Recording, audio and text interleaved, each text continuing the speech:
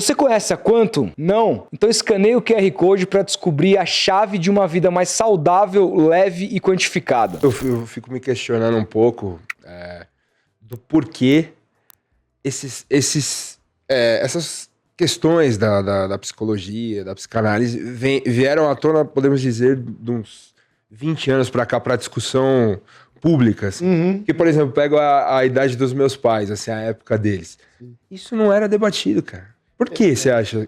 Bem colocado, viu, Felipe? Porque essa é uma mutação muito forte. Quando eu comecei a estudar psicologia, 40 anos, você ter um diagnóstico era um problema seríssimo, você tinha um estigma. Sim, um preconceito, né? Loucura, isso é um problema, é uma doença e tal, né? Hoje virou uma condição identitária. Né? Virou uma condição que as pessoas procuram, elas gostam de ter um diagnóstico, elas se organizam coletivamente, elas se colocam, né, em grupos da internet, né, reivindicam direitos. Essa mudança, ela que está falando de 20 anos, mas ela talvez seja um pouco mais recente, quando você pensa numa confluência entre Covid, todo mundo teve que voltar para dentro de si, sair do teu cotidiano, medo de lá fora tem um vírus perigoso, perdas reais, pessoas morrendo, né? Você tem também uma espécie de esgotamento de um modelo que a gente tinha, que é assim, os sintomas psíquicos, eles são assim, uma diabetes mental. Você não produz um neurotransmissor, e daí você repõe com um antidepressivo e toca o barco. E isso vai curar a depressão, a ansiedade. Bom, passados 30 anos, as pessoas estão tomando arrotos de todo tipo e não curaram, de fato, os seus sintomas, os seus sofrimentos. Então, você tem uma certa decepção, junto com o Covid. Daí você tem aumento exponencial de uso de telas. Outro fator. Daí você tem convulsões políticas que tornaram o mundo um grande futebol, né? Sem juiz e VAR. Você tem processos, né, envolvendo transformações nas formas de amar, de estar junto, envolvendo como é que você lida com a tua vida interior.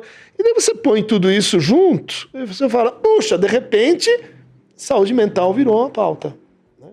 Mas foi um entroncamento de acontecimentos que fizeram hoje a gente estar numa discussão aberta. Hoje não há mais esse tipo de preconceito, né? As pessoas não têm mais esse... Ainda há, cara. Menos, depende de classe específico, depende de que ambiente que você está. Né? Existe alguma pesquisa que aponte que homens têm mais resistência? Sim. Porque assim, é o que na minha bolha social, é o que eu vejo. Muitas meninas que fazem terapia e homens são raríssimos. Porque ainda tem... E como em outras matérias, né, os homens estão indo mais devagar, assim, né? Tem um entendimento de que isso é um tipo de fragilidade moral. Né? Exatamente, tem a ver com masculinidade. Masculinidade, você não está, assim, resolvendo isso sozinho. Né? Como um verdadeiro herói, né? Como alguém que é assim capaz de não precisar dos outros, como alguém que já superou isso. Né? No ambiente masculino, especialmente, né, em alguns grupos, mais do que em outros, você tem ainda essa ideia de que os seus problemas e falar de afetos, né? Para muitos grupos masculinos isso é um problema, né? E aí, quando você não fala, quando você tem vergonha, quando você tem culpa, você vai entender que o teu sofrimento mental ela é ou falta de educação, né? Venho de uma família problemática, alguém não me ensinou, ou falta de fé, pensamento positivo, né? Alguma coisa moral. A questão da saúde mental no esporte começou a ser debatida muito fortemente nos últimos tempos, né? Tivemos exemplos aí como a Simone Biles, que parou, etc. E falou, cara, não tô aguentando mais. E ano passado, eu lembro, ano de Série B pelo meu time, do Santos, era muito cobrado que no clube não tinha um psicólogo lá. Sim. E se falava sobre isso e tal, e dado momento eles entrevistam um determinado jogador, que não vem ao caso, mas ele foi perguntar, ele falou, não, imagina, não precisa, nós somos os psicólogos de nós mesmos, aquela coisa toda e tal. O que mostra muito que existem certos grupos que têm total resistência, como o senhor vem falando com relação a isso. Mas, Hoje, olhando por esse aspecto um pouco mais global, qual que é a importância do psicólogo no dia a dia dessas instituições que lidam com... Tem pessoas ali que lidam com muito dinheiro, muita pressão, seus nomes sendo falados e criticados na televisão, suas famílias sendo afetadas. Qual que é a importância da psicologia como um todo nesses ambientes e qual que deveria ser o modelo ideal? Um psicólogo num ambiente desse dá conta sozinho de um elenco de 30 jogadores? Como é que isso deveria, na verdade, funcionar na prática num ambiente de time de futebol?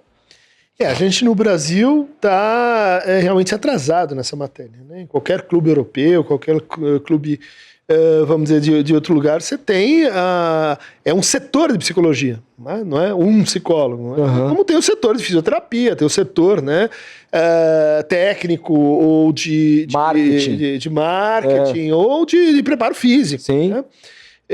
Porque, veja, né, isso tem que ver com os nossos técnicos. Né? Recentemente, um grande técnico foi do meu time, o Filipão, dizia: olha, eu não preciso de psicólogo porque eu sou psicólogo. Né? E o que tinha em mente? A família Filipão. Né? Ou seja, a ideia de que um bom pai, se você tem uma boa relação, né, pai e filho, se nós estamos numa família, você não precisa de psicólogo. Sim. Uma família bem estruturada e tal, não precisa de psicólogo. Agora, quando você vai para uma vida que é de alto desempenho, né, você vai dizer assim, olha, é isso que o cara que está lá no escritório da advocacia está enfrentando, o cara que está no board de uma grande empresa está enfrentando. Né? Quer dizer, é muito parecido, só que em vez de envolver, né, desempenho assim, cognitivo, envolve também o desempenho corporal. Né? Daí é importante que você tenha um apoio no grupo.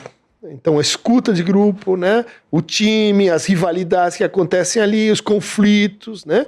Porque é um grupo que vive junto.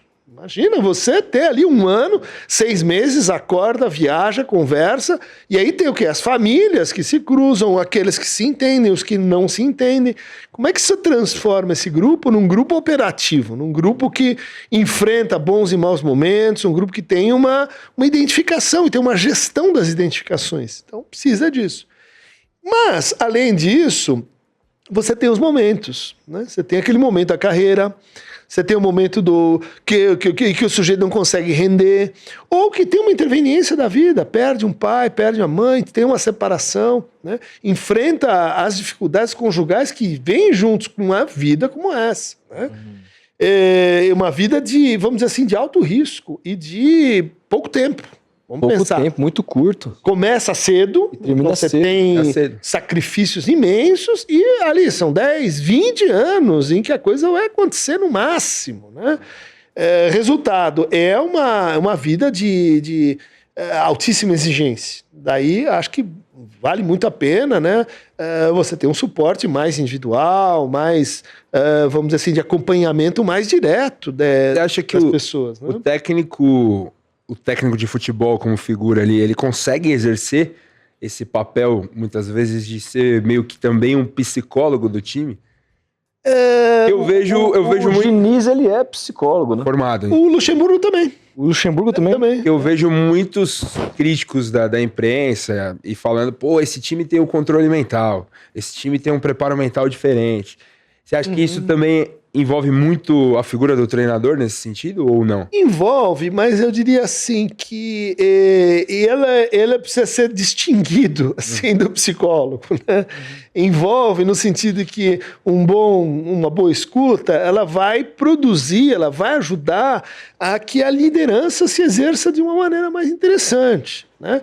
Porque aí a gente vai discutir como é que acontece a gestão das pessoas ali. Né? Ah, não, é o punho de ferro, é aquele que, bom, tá lá no ideal, e daí a gente obedece com medo, porque senão ele não escala a gente. É um modelo de gestão, mas é um modelo de gestão lá dos anos 50, 60, né? Controle, né? E comando.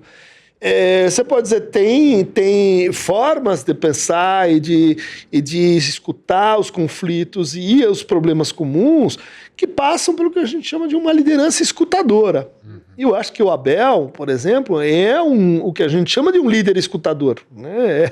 É alguém que está, vamos dizer assim, confiando no grupo, mas não no grupo como uma família, no grupo como um conjunto de conflitos articulados, né? Então, por isso que ela diz coração quente e cabeça fria. É uma maneira, né, metafórica de você dizer assim, isso aqui é conflito, gente, isso aqui é divisão, isso não é força, né, individual de cada um que tem que controlar. Nesse sentido, ele está um pouco à frente dessa mentalidade mais moral, onde a gente punha o técnico nessa posição de líder moral, não alguém que tem que escutar. Que o cara que tira a mulher do quarto do companheiro e que vai uma coisa que envolve a moralidade. Esse é um controlador. É um controlador, pega o celular. O Abel é aquela coisa de o cara tá mal, ele vai lá e não desiste do cara. Exatamente, ele é conhecido por recuperar, né? Ou seja, confiar em processos mais longos, né? Ele não está aparentemente jogando com aquela ideia da punição e recompensa, né? Quer dizer, leva em conta isso, mas tem processos, né? Tem momentos em que, vamos dizer assim, vai ter uma baixa, vai ter um momento, e aí que a gente vê o bom técnico e que a gente do lado de cá fala, esse cara tá fazendo uma bobagem, porque o bom técnico não é aquele que ganha, é aquele que sabe perder. Aí que você precisa do cara com a cabeça no lugar, o time tá derretendo, nós estamos sem os titulares, é nessa hora. Mas aí vem a torcida, vem o jornalismo, a imprensa, vamos dizer assim, fustigando o cara e dizendo, não, nós queremos longo prazo, datas, calendário, mas ninguém quer entregar isso na hora que o time perde. Né? Você quer, e o discurso fica um pouco vazio, né?